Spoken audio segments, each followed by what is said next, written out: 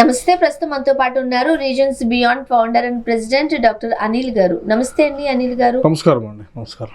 Master Praveen పగడాల గారు హత్య అని కొంతమంది అంటారు.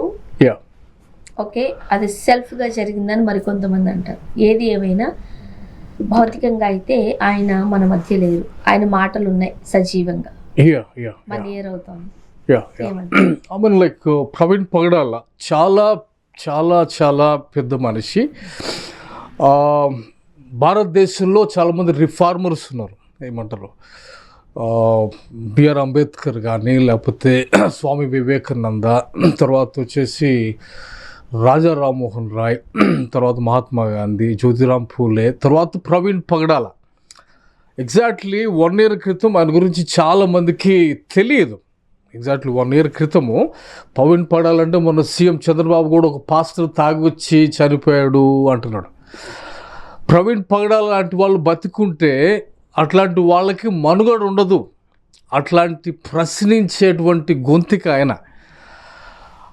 ఆయన చావు ఎట్లా అయిందనేది కొంచెం పక్కన పెడితే, ఆయన ఉండాల్సిన కోవ ఏదంటే ఈ రిఫార్మర్స్ కేటగిరీ అనమాట. ఆయన బతుకున్నప్పుడు కంటే ఆయన చనిపోయిన తర్వాత ఆయన ప్రభావము ఐ థింక్ ఈరోజు చూస్తే కూడా అంటే ఎన్ని చర్చెస్లో ఎంతమంది ఆయనకి సంస్కరణ సభలు కానీ, అది మతాలకి కులాలకి అతీతంగా. So that's why I'm saying he is one of the greatest reformers of today's India. Unfortunate, చాలా చిన్న వయసులో వెళ్ళిపోవడం జరిగింది. కానీ ఇప్పుడు క్రిస్టియన్స్ మీదనే కాకుండా దేశాన్ని బాగు చేయాలనుకున్న వాళ్ళందరి మీద ఉన్న బాధ్యత ఏంటంటే ఆయన పనిని ముందుకు తీసుకెళ్ళాలి. పొలిటికల్గా మాత్రమే కాకుండా అన్ని కోణాల్లో ఆయనకున్నటువంటి మేధస్సును కానీ, ఆయన తెచ్చినటువంటి ఏదైతే మూమెంట్ ఉందో దాన్ని ముందుకు తీసుకెళ్ళాలి. ఎందుకంటే భారతదేశానికి పునాదులు అక్కడే ఉన్నాయి. ప్రశ్నించే వాళ్ళ ద్వారానే దేశం మారింది. అందుకే నేను ఆ కేటగిరీ మాట్లాడినాను. స్వామి వివేకానంద కానీ, బిఆర్ అంబేద్కర్ కానీ, ఆ కేటగిరీలో రాజా రామ్మోహన్ రాయ్ సతీకి వ్యతిరేకంగా పోరాడి వీళ్ళు వాళ్ళ టైంలో వీళ్ళు ఫేమస్ కాదు. వాళ్ళు తర్వాత వాళ్ళు గుర్తించారు. వాళ్ళు ఉన్నప్పుడు వాళ్ళ పోరాటము చాలా సొసైటీకి నచ్చని వాళ్ళు సతీకి వ్యతిరేకంగా మాట్లాడుతున్నప్పుడు దే హ్యావ్ టు ఫైట్. వాళ్ళ ప్రాణాలకు తెగించి పోరాడాల్సిన పరిస్థితి. సో ప్రవీణ్ పగడాలు కూడా అటువంటి పరిస్థితే. నేను ఇంకో మాట మాట్లాడుతున్నాను. ఆయన చాలా డెత్ థ్రెట్స్ వచ్చినాయి ఆయనకి. ఫ్యాక్ట్ ఆఫ్ ద మ్యాటర్ ఏంటంటే ఆయనే పబ్లిక్ చాలా సందర్భాల్లో చెప్పారు, నన్ను ఏ సమయంలోనైనా సందర్భంలోనైనా చంపేస్తారు అనేటువంటిది. సో దట్స్ వాట్ సోషల్ అంటే రిఫార్మర్స్కి ఉన్న క్వాలిటీస్ ఏంటంటే their life is always at risk. Praveen Pagadala definitely is one of the top reformers of India. తక్కువ వయసులో వెళ్ళిపోయినా కానీ బట్ ఆయన చేసినటువంటి పని ఏదైతే ఉందో లాస్ట్ 1 yearగా అందరూ చూస్తూ ఉన్నారు. లైఫ్ కంటిన్యూస్ రిస్క్లో పెట్టుకొని కంటిన్యూస్గా ఆ స్పాట్లో ఉండి, అందరూ లేరు అట్లాగా, అందరూ ఆ స్పాట్లో లేరు. Because is a definitely threat to some of the believe system ఉంది కాబట్టి ఆయనకి అందుకే అన్ని రకాల కాల్స్ రావటము, అందుకే ఆయన ఆ విధంగా ఆయన మానసిక క్షోభ అనుభవించటము, ఇవన్నిటిని బట్టి చూసుకుంటే he should be placed among those people అనమాట. ఆయన one of the greatest social reformers of India. And ఆయన ఉద్యమం ఏదైతే ఉందో అది ఖచ్చితంగా ఒక మతం అని కాకుండా ప్రతి ఒక్కళ్ళు అంటే ఇంటలెక్చువల్ ఇండియన్ అంటారు. యాక్చువల్గా ఆయన నమ్మిన దేవుని గురించి, ఆయన నమ్మిన మతం గురించి కన్నా కూడా ఆయన నమ్మిన సిద్ధాంతాల గురించి, అది ఆడపిల్లల చదువు కావచ్చు, లేకపోతే పిల్లల చదువు సంబంధించి కావచ్చు, సొసైటీలో ఇప్పటికీ అణగారుతున్న బడుగు బలహీన వర్గాల గురించి కావచ్చు, ఆయన తన వాయిస్ వినిపించారు. ఆయనకి ఆన్సర్ చెప్పగలిగే స్పీచెస్ ఉంటాయి కదా, తర్వాత సొసైటీ రిలేటెడ్ స్పీచెస్ ఉన్నాయి. That is what I had watched many of his videos. తర్వాత నేను చూసిన నేను అంటదేమంటే ఆయనకి ఆన్సర్ చెప్పగలిగేటోళ్ళు ఉన్నారా సీరియస్గా? అందుకే కదా మీటింగ్లో కూర్చుంటే like everybody have to run away. అంటే that is the kind of like bullet kind of person the was. It's very fortunate that he was a friend of mine. I was a very close associate. But at the same time నేను అంటుంది ఏంటంటే ఆ విధమైనటువంటి మాట్లాడే విధానం కానీ, presentation కానీ, అవతల ఉన్నటువంటి వాళ్ళ గుండెల్లో రైలు పరిగెత్తించడం కానీ సమాధానం చెప్పడం కానీ I think he is one of those finest quality apologists that India has ever had. ఇప్పుడు ఒకసారి ఆయన మరణం దగ్గరకు ఒక పాయింట్కి వస్తే చాలా సింపుల్ ఒకటే లైన్లో మాట్లాడదాం. అంత తెలివైన ఆయన తాగి డ్రైవ్ చేస్తారా? తాగుడు అలవాటు ఉందా లేదు ఇవన్నీ పక్కన పెడద్దాం. అసలు ఆయన తాగుతారని చెప్పిందే మీరు ఆయన ఫ్రెండ్ అయ్యి. I'm still there. నేను అంటుంది ఏమంటే నేను ఎవిడెన్స్ బేస్డ్ మాట్లాడుతూ వచ్చినాను లాస్ట్ టైం కూడా.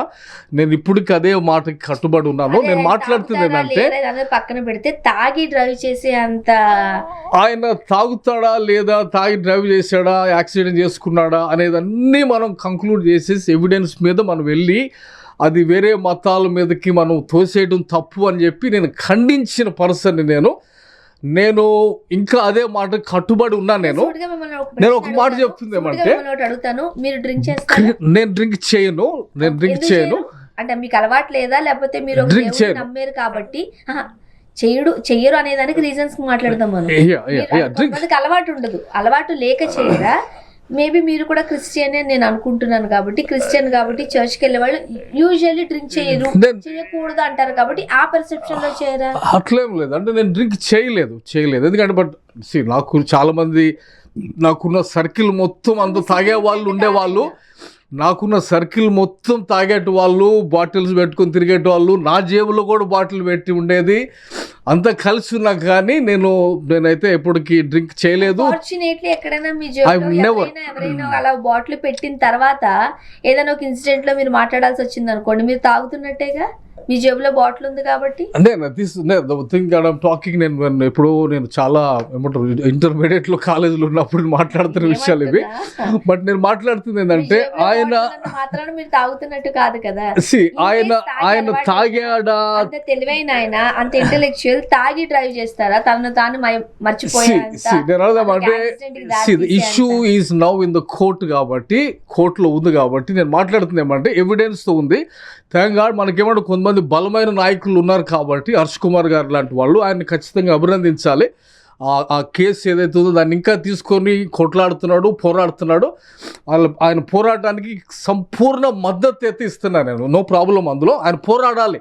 ఎందుకంటే మనకు రాజ్యాంగంలో ఉన్న ప్రతి హక్కులు వినియోగించుకొని, నేను డే 1 అదే చెప్పాను. నేను అవసరమైతే ప్రవీణ్ పగడాలకి న్యాయం జరిగే దిశలో వేరే మతాన్ని ఎవిడెన్స్ లేకుండా బ్లేమ్ చేయటం తప్పు అనేది ఒక్కటే నేను మాట్లాడుతుంది. ఇక్కడ మనము అక్కడ ఆధారాలు లేకుండా ఒక మతం మీద పలానోళ్ళు చంపేశారు అనేది అది బైబిల్ కూడా ఒప్పుకోదు. సో అక్కడ ఖచ్చితంగా నేను విభేదించాను. మతాల కన్నా కూడా వ్యక్తి యొక్క స్వభావాలు, ఆ వ్యక్తి మహామనిషి, సొసైటీలో జరుగుతున్న వాటిపైన పోరాడుతున్నారు కాబట్టి నా నెక్స్ట్ క్వశ్చన్ అది కూడా ఉండింది. దేని గురించి అయితే ఆయన ఎస్సీ ఎస్టీలకు సంబంధించి, రిజర్వేషన్ సంబంధించి పోరాడుతున్నారు, అది కోర్టులోకి రాబోతుంది, ఆయన నా కేసు నేనే వాదించుకుంటాను అన్న దగ్గరకు వెళ్ళారు కాబట్టి ఇలా జరిగింది అనే ఒక వాదన కూడా ఉండింది. అది మాట్లాడదాం నెక్స్ట్.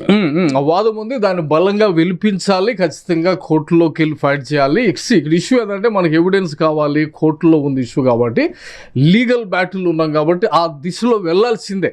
కానీ ఇక్కడ నేను మాట్లాడుతుంది ఏమంటే ఆయన ఆ ఇన్సిడెంట్ ఏది ఉందో, ఆయన ఎట్లా చనిపోయాడు అనేది కానీ మనము పక్కన పెడితే, అది కోర్టులు డిసైడ్ చేయనిస్తే, ఆయన జీవితాన్ని మనం చూసుకుంటే, ఆయన జీవితం అనేది ఒక మహోన్నతమైన జీవితం కాబట్టి, ఆయన ఆదర్శ,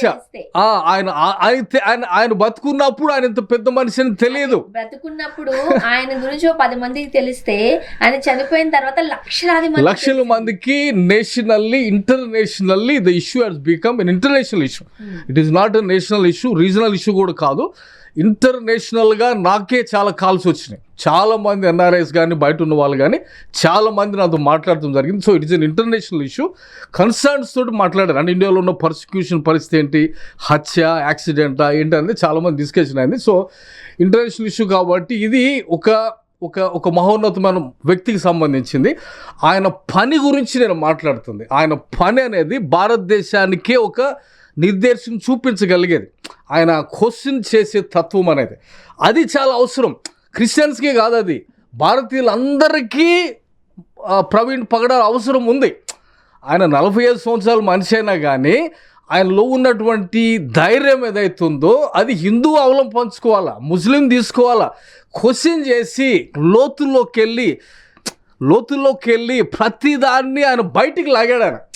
ఆయన ముందు నిలబడి మాట్లాడగలిగే ధైర్యం లేకుండా చేశాడు, ఎందుకంటే వాళ్ళ ఇష్యూస్ అన్ని బయట వేస్తున్నాడు కాబట్టి. సో దట్ ఈజ్ వై ఆయనకి అన్ని థ్రెట్ కాల్స్ వచ్చినాయి. సో ఇవన్నీ ప్రతి భారతీయుడు అనుకరించాల్సినవి. ప్రతివాడు అట్లాంటి ధైర్యాన్ని కలిగి ఉండాలా. దేశం కోసం పోరాడతాం అనుకున్న వాళ్ళు ఈ వ్యక్తిని ఖచ్చితంగా ఒక రోల్ మోడల్గా తీసుకొని, ఆయన డెత్ ఎట్లా జరిగింది అనేది లెట్ కోర్ట్ డిసైడ్ దట్. చూద్దాం తర్వాత అనేది మనం అందరూ ఆయన అనుకరించాల్సిందని నేను కోరుకుంటున్నాను. చూద్దాం ఏం జరగబోతుంది. ఎందుకనంటే ఇన్ని విషయాల మీద ఫైట్ చేశారు కాబట్టే ఆయనకి ఆ మరణం సంభవించింది అనేది కొంతమంది వాదన. బట్ మీరు అన్నట్టు కోర్టులో బాల్ ఉంది కాబట్టి చూద్దాం. Ball is in the court, so let the court decide about it. Thank you. Right.